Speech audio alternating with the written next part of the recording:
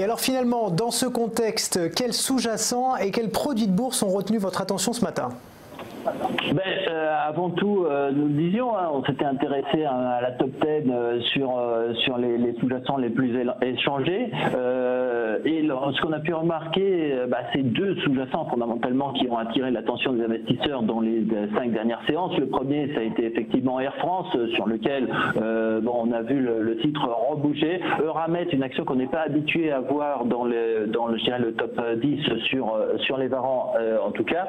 Et ce matin, j'en profite donc pour faire un peu le lien avec une initiative qu'on fait. Nous avons reproposé ce matin dans notre lettre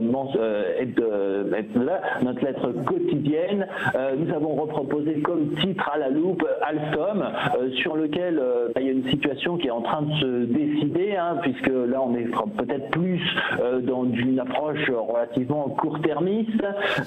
On a vu le titre évoluer depuis le 7 janvier, et donc on pourrait estimer que dans les séances à venir, on pourrait voir un rebond. Enfin, tous les détails sont disponibles naturellement dans la lettre d'aujourd'hui. Pour se positionner donc sur ce rebond, on a deux possibilités: aller sur un varan, puisque on le voit en ce moment, il y a quand même une tendance générale à voir la volatilité remonter.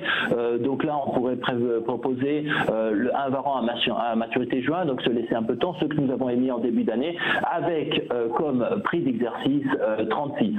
Ou sinon, si on veut être peut-être un peu plus tranquille, Turbo Call, maturité ouverte, on se laisse le temps de voir notre scénario se développer, avec une barrière aujourd'hui fixée à 31,15, et donc qui nous permet de voir effectivement, de suivre la hausse sur ce titre, sur un éventuel rebond. Là, on le voit, on est clairement dans une tactique, donc une approche de court terme, et c'est pour ça que nous pouvons effectivement la suivre en utilisant un produit de bourse, donc en limitant de nouveau son capital, soit en utilisant le varan, soit le turbo. Naturellement, si le scénario ne vous convainc pas et que vous laisse peut-être un petit peu contrariant par rapport à l'avis des analystes, vous retrouvez également dans notre lettre sur notre site, donc ouverture levier, le scénario inverse, donc où on utilise naturellement un varan put et un turbo put.